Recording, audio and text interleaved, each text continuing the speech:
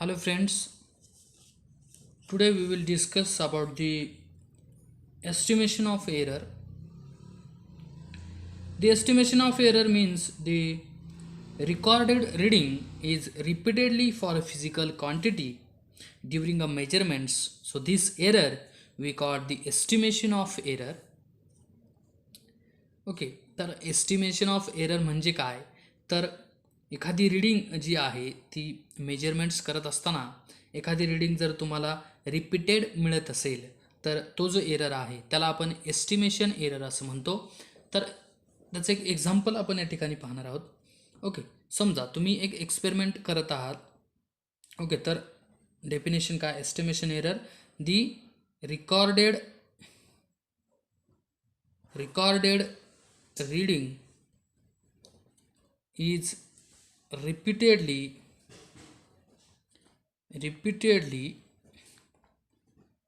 for a physical quantity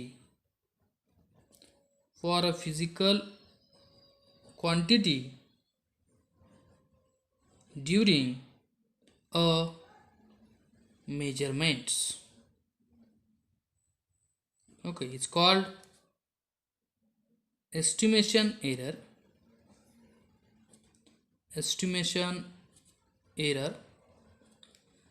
Okay, for example,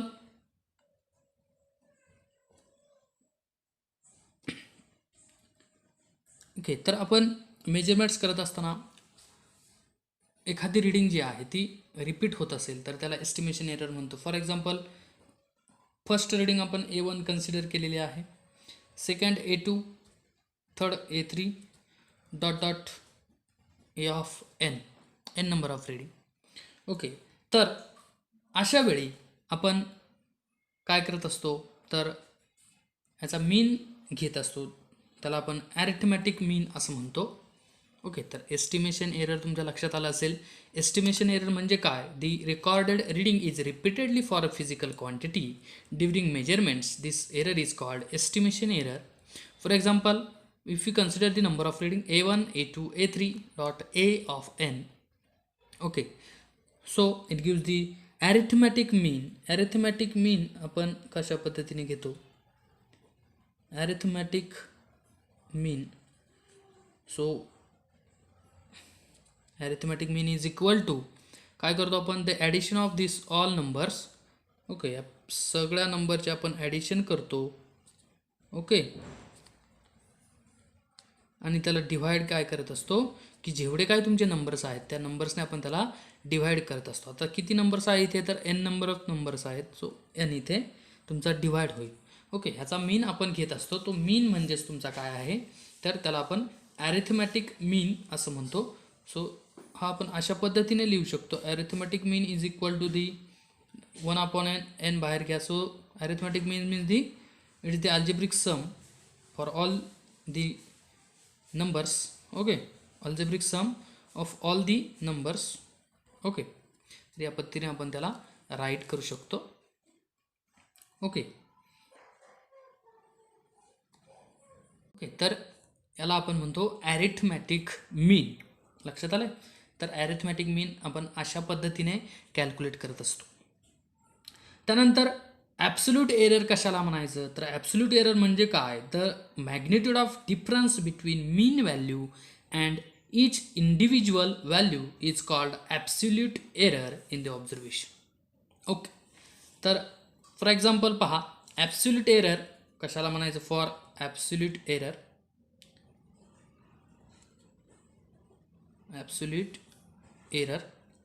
okay, absolute error म्हणजे काय? The difference between mean value. म्हणजे मीन value म्हणजे कुठली? तर ही तुमची मीन व्हॅल्यू. ओके, डिफरन्स बिटवीन मीन व्हॅल्यू म्हणजे ॲरिथमॅटिक मीन व्हॅल्यू जी आहे ती आणि ईच इंडिव्हिज्युअल व्हॅल्यू. ओके, म्हणजे ईच इंडिव्हिज्युअल म्हणजे या प्रत्येकाची व्हॅल्यू आणि तुमचा हा जो मीन आहे त्याचा डिफरन्स म्हणजे ॲब्सोल्यूट एरर. ओके, तर आता पाहू. For the absolute error for first individual value A1. Okay, so the absolute mean denoted by delta A1 is equal to काय आहे तर magnitude. Okay, the magnitude of mean value minus individual value of okay. तर इथे मॅग्निट्यूडमध्ये आपण घेतलेला आहे. Okay, the magnitude of the difference between the mean value and each individual value is called the absolute error. याला काय म्हणायचं? Absolute error. Okay, now let consider similarly if you take second number a2, so the absolute error for this mean value minus a2. okay, so the dot n number काय येईल पहा, mean minus a of n. Okay, लक्षात आले. तर हा जो आहे याला आपण ॲब्सोल्यूट एरर असं म्हणतो. ओके, लक्षात येते. याला काय म्हणतो आपण? Absolute error. तर ॲब्सोल्यूट एरर जो आहे, तर ॲब्सोल्यूट एररचा जर मीन घ्यायचा असेल तर आपण कशा पद्धतीने कॅल्क्युलेट करणार? The arithmetic mean of all absolute error is called mean absolute error. Okay, आपण जर ह्याचा मीन घेतला, ॲब्सोल्यूट एररचा जर आपण मीन घेतला तर काय म्हणायचं आपण त्याला? द मीन ॲब्सोल्यूट एरर म्हणायचं. ओके, सुरुवातीला ॲरिथमॅटिक या व्हॅल्यू ज्या आहेत ह्या व्हॅल्यूचा जर आपण मीन घेतला तर त्याला ॲरिथमॅटिक मीन म्हटलं जातं. ओके, आणि ॲब्सोल्यूट एरर म्हणजेच काय? ॲब्सोल्यूट एरर म्हणजे कशा पद्धतीने आपण कॅल्क्युलेट करतो? तर magnitude of mean value. Okay, magnitude of mean value and each individual value. Okay, the magnitude of difference between mean value and the each individual value, okay, is called the absolute error. त्याला काय म्हणतो आपण? Absolute error. म्हणजे तुमची मीन value आणि प्रत्येक जी संख्या आलेली आहे किंवा जो नंबर आपण घेतला आहे तर ते नंबर आपण जे कन्सिडर केलेला आहे त्याचा डिफरन्स जो आहे, ओके, तो मॅग्निट्यूडमध्ये आपण घेत असतो, त्याला आपण ॲब्सोल्यूट एरर असं म्हणतो. ओके, ठीक आहे. तर नेक्स्ट आपण पाहूयात की मीन ॲब्सोल्यूट एरर म्हणजे डेल्टा, इथे ए आहे, sorry, delta A mean A1 plus same मीन जो आपण ज्या पद्धतीने कॅल्क्युलेट करत असतो सेम त्याच पद्धतीने. ओके, तर काय लिहिते? n 1/n, the summation of is equal to 1 n number of, so del of ai. Okay, तर हा झाला तुमचा मीन ॲब्सोल्यूट एरर. ओके, त्यानंतर रिलेटिव्ह एरर कशाला म्हणायचं? तर रिलेटिव्ह एरर त्यानंतर आहे relative error means what? Relative error means the ratio between mean absolute error and the arithmetic mean value is called relative error. Relative error means what? Relative error is equal to the ratio of mean absolute error divided by arithmetic mean value. Okay, ह्याला म्हणायचं relative error. Relative error म्हणजे काय? तर मीन absolute error आणि ॲरिथमॅटिक मीन value यांचा ratio म्हणजेच relative error. Okay, when the relative error is represented as percentage it is called percentage error.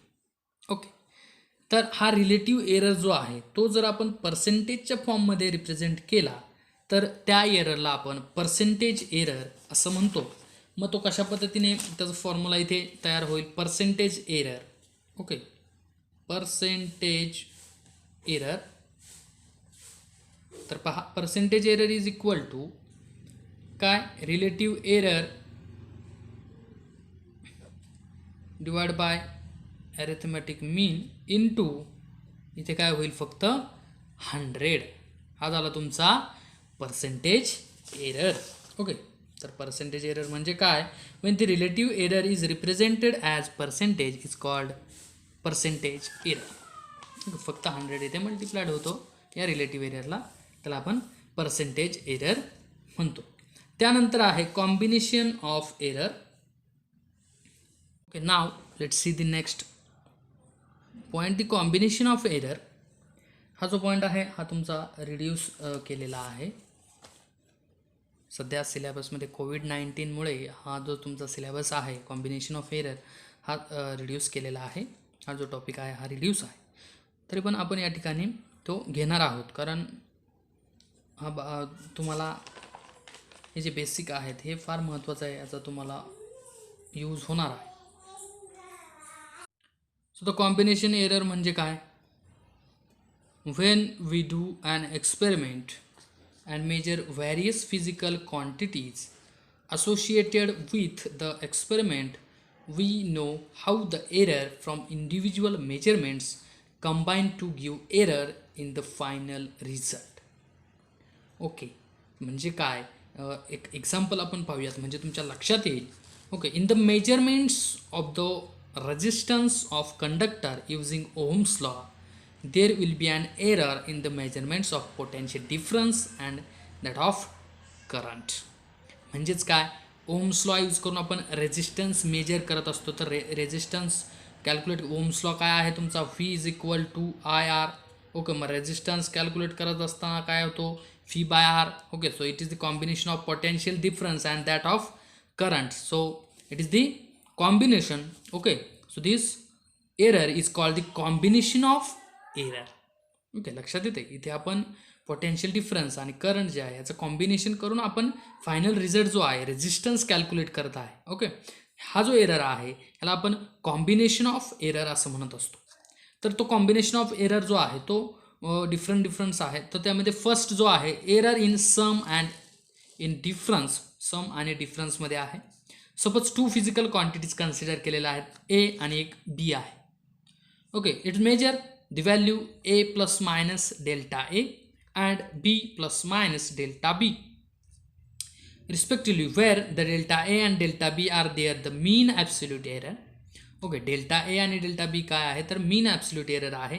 आणि आपल्याला फाइंड काय करायचं? The find the absolute error for delta Z in their sum for this A and B. आपल्याला absolute error जो आहे delta Z हा find out करायचा आहे. कशा पद्धतीने? तर सम करायचे आहे, म्हणजेच आपल्याला ॲडिशन करायची आहे ए आणि बीची.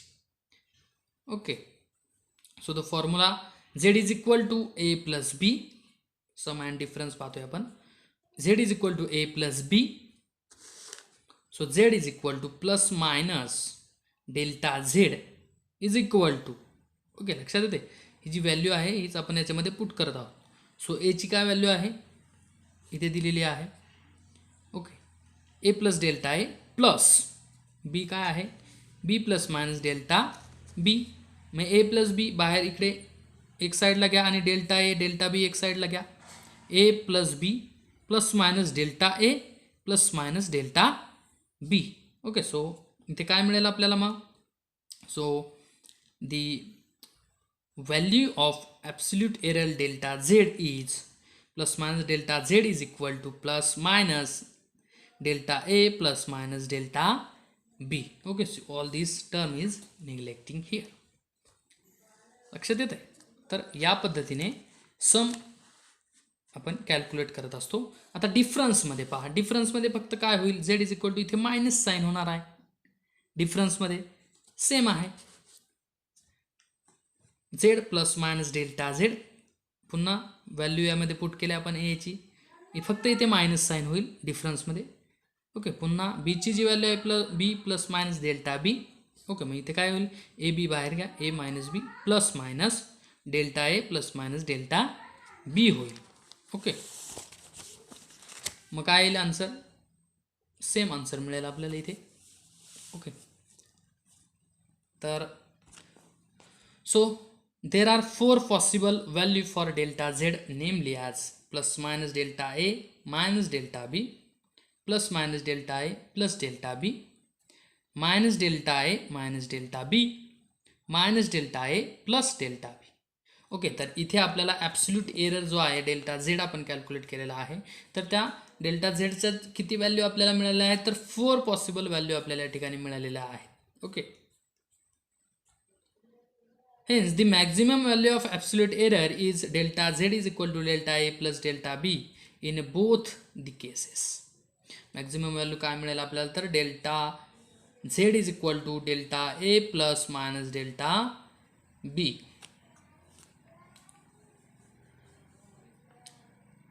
तर यावरून आपल्या असं लक्षात येईल, when two quantities are added or subtracted the absolute error in the final result is the sum of the absolute error in the individual quantities. Okay, लक्षात आलं. त्यानंतर आहे error in the product and in division. Product आणि डिव्हिजनमध्ये पहा Z is equal to A into B, म्हणजे product दिलेला आहे. So measured value A and B. A काय आहे, तर A plus minus delta A. B काय आहे, तर B plus minus delta B. Okay, मग आता इथे त्या व्हॅल्यूज आपण पुट केल्या, जसं आपण मागे कॅल्क्युलेट केलेलं आहे त्याच पद्धतीने पहा. Z plus minus delta Z is equal to एची काय व्हॅल्यू आहे, A plus minus delta A into बीची काय व्हॅल्यू आहे, B plus minus delta B. Okay, मग आता इथे याचं मल्टिप्लिकेशन काय होईल, ए बी प्लस मायनस पुन्हा एनी याला काय होईल, A delta B plus minus पुन्हा डेल्टा एनी या बीला आणि ह्या डेल्टा एनी पुन्हा या डेल्टा बीला. ओके, इथे आपण त्याचं मल्टिप्लिकेशन केलेलं आहे. लक्षात, मल्टिप्लिकेशन तुम्हाला येत असेल. ओके, काय करत असतो की या टर्म आपण या दोन्ही टर्मला मल्टिप्लाय करायचं, पुन्हा या टर्म या दोन्ही टर्मला मल्टिप्लाय करायचं, या पद्धतीने आपण मल्टिप्लिकेशन करत असतो. Okay, so dividing the left hand side by Z and right hand side by A B we get. Okay, तर या लेफ्ट हँड साईडला झेडने मल्टिप्लाय डिवाइड केलं आणि राईट हँड साईडला ए बीने आपण डिवाइड केलेलं आहे. ओके, तर हे झालं तुमचं प्रॉडक्टसाठी. आता डिव्हिजनमध्ये डिव्हिजन पाहिजे असेल तर डिव्हिजनसाठी काय करतो आहे, डिव्हिजनमध्ये आपण पहा लेफ्ट हँड साईडला आपण झेडने डिवाइड करतो आणि राईट हँड साईडला ए बीने या ठिकाणी डिवाइड करत आहे. ओके, तर इथे पहा Z minus plus minus delta Z divide by Z is equal to right hand साईडला ए बीने आपण इथे डिवाइड केलेला आहे. मग इथे डेल्टा झेड कॉमन घ्या, so 1 plus minus delta Z by Z is equal to इथे डेल्टा बी घ्या plus, okay, delta B by B लिहा, पुन्हा plus minus delta A divide by A plus minus delta A by A पुन्हा delta B by बी होईल. Okay, so delta A and delta B and B are very small.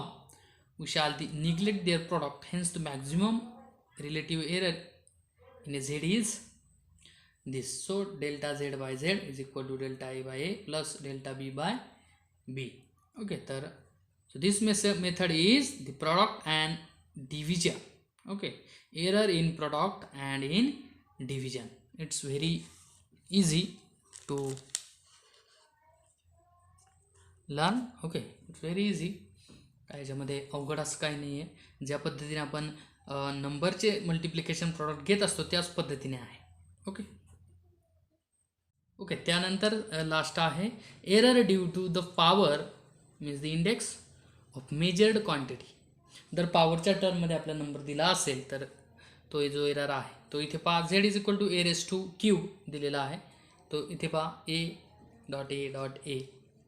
Okay, मग तो कशा पद्धतीने आपण right करणार तर या पद्धतीने पहा delta Z divide by Z is equal to delta A by A plus delta A by A plus delta A by A from the multiplication rule. Okay, from the multiplication rule the relative error in so z is equal to a cube is 3 times of relative error in a. So if z a raised to n, so delta z by z is equal to n into delta a by a. Okay,